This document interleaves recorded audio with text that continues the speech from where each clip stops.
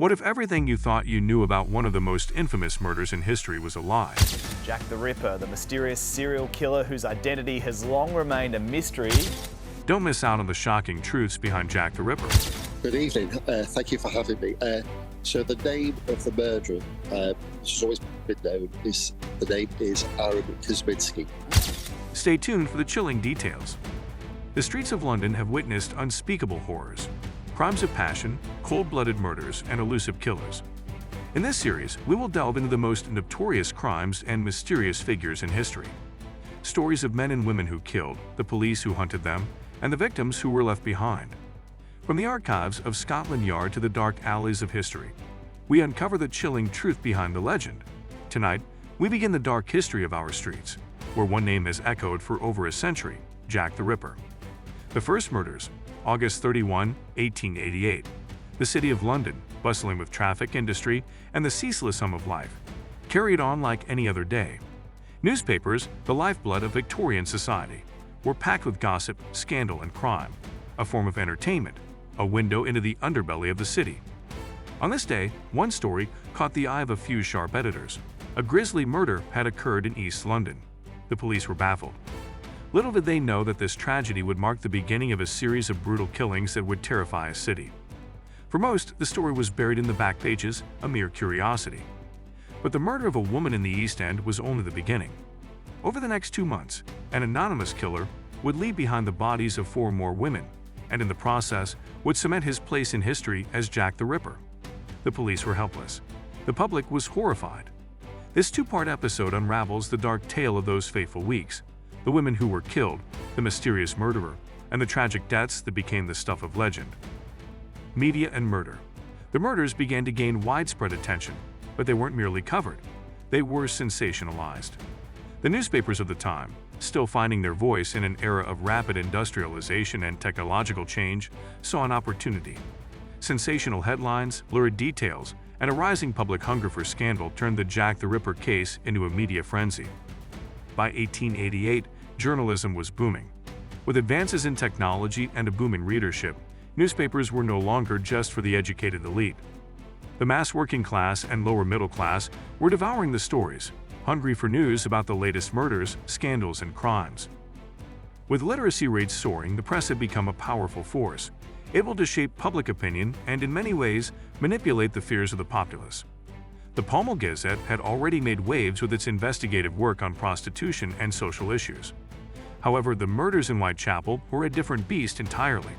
It wasn't just the violence that was shocking, it was the victims. They were poor women, often involved in the sex trade, living in the roughest parts of the city.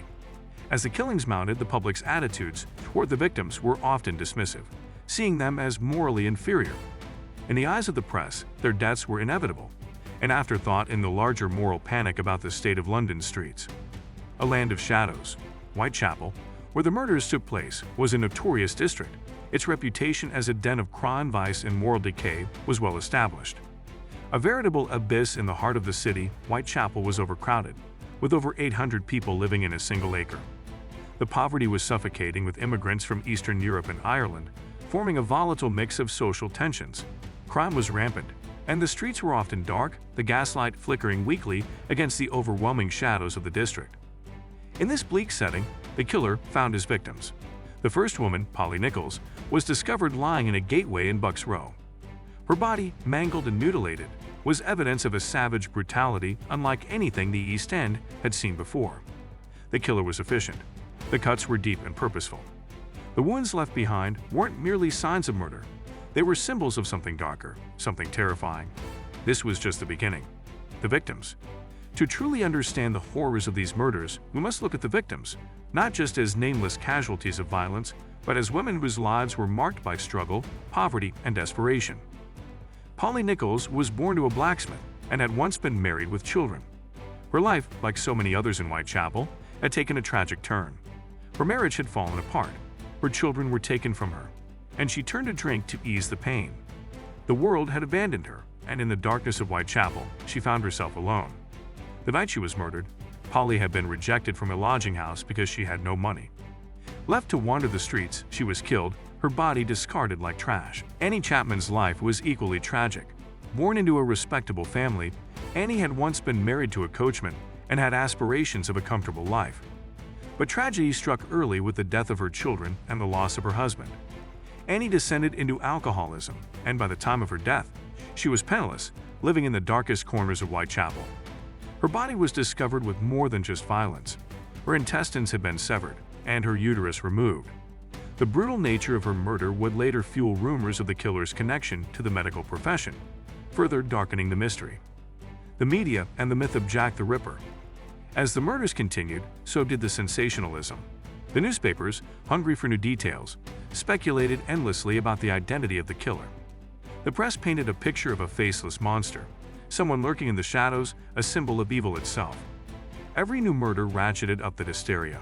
At the same time, the police struggled to make progress. They had little evidence and even fewer leads. The killer was always one step ahead. The press, eager for a story that would captivate the public, coined the name Jack the Ripper after a letter arrived at the Central News Agency.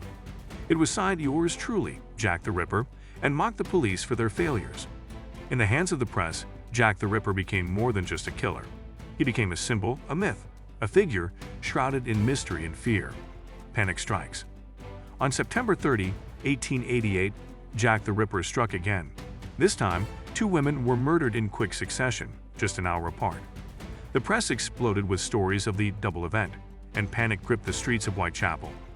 The murders had escalated in violence, and the killer's ability to evade capture only added to the terror. The press fed on the frenzy, reporting wild theories and offering up a never-ending stream of suspects. But despite the chaos, the police were no closer to finding the murderer. And so the media's grip on the case tightened, feeding the public's obsession with Jack the Ripper. A city gripped by fear. As weeks passed without another murder, the media frenzy began to wane. The newspapers had made their money, and public interest began to die down. The killer had disappeared, and with him, the story that had gripped the city for months. But for the people of Whitechapel, the fear and the tension remained. Jack the Ripper had vanished into the night, his identity still unknown. And as time marched on, the name Jack the Ripper would grow into a legend. The mystery, the gruesome murders, and the unanswered questions would haunt London for years to come. The case remains unsolved to this day, and the legend of Jack the Ripper lives on, an enduring symbol of the darkness that once lurked in the heart of Whitechapel. The case of Jack the Ripper is more than just a story of a killer.